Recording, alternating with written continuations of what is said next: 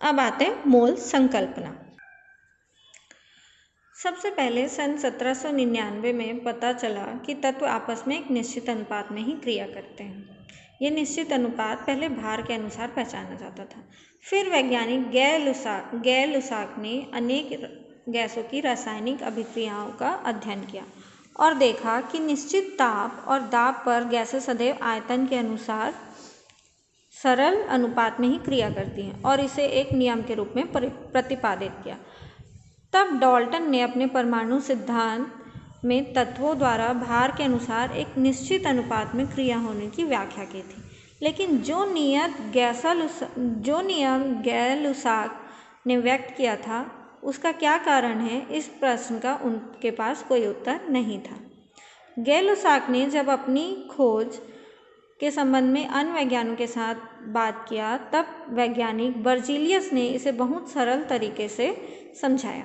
उनके अनुसार किसी भी गैस में दिए गए आयतन में कणों की संख्या समान होती है। इसका आशय है कि 1 लीटर हाइड्रोजन में कणों की संख्या उतनी ही है जितनी कि क्लोरीन के 1 लीटर में। जब 1 लीटर हाइड्रोजन 1 लीटर क्लोरीन से क्रिया करती है तो हाइड्रोजन क्लोराइड बनाती है। बर्जीलियस के अनुसार इन दोनों गैसों के 1-1 लीटर पूरी तरह से क्रिया कर रहे थे क्योंकि इन दोनों में बराबर संख्या में परमाणु थे। इसी दौरान विभिन्न तत्वों के सापेक्षिक परमाणु भार की गणना की गई और इस प्रकार भार के आधार पर अणु भार की भी गणना की गई। गैसों के घनत्व और भार की गणना करना संभव हो गया।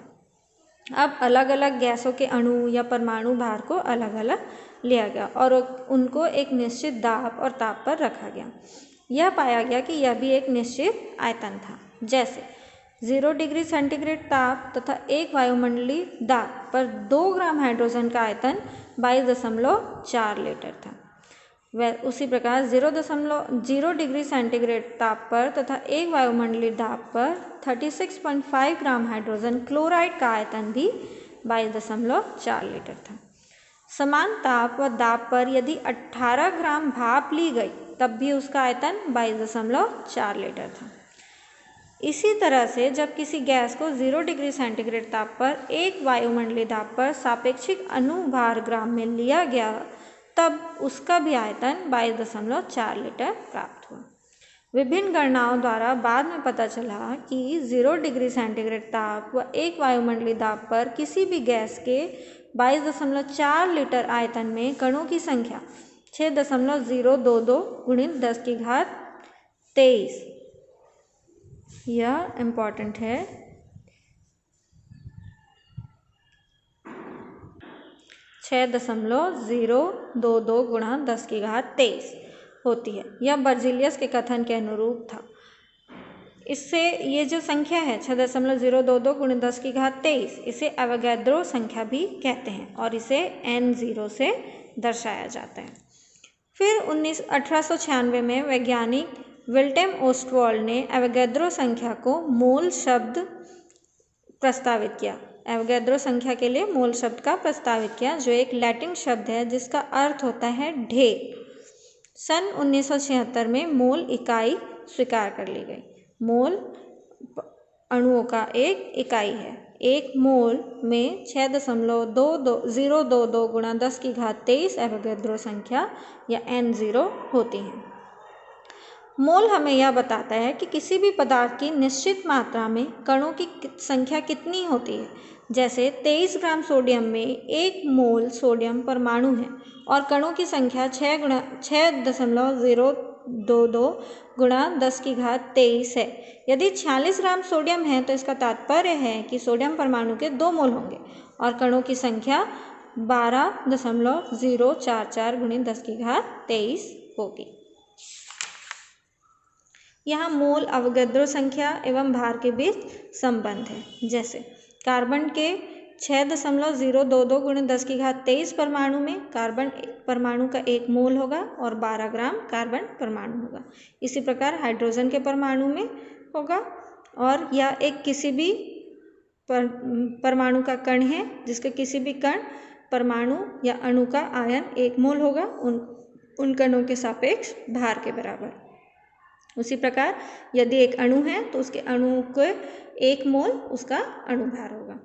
पदार्थ के भार को मोल में किस तरह दर्शाया जा सकता है? इसके लिए ये सूत्र होता है, मोलों की संख्या n इज इक्वल टू दिया गया द्रव्यमान m अपॉन ग्राम परमाणु भार m।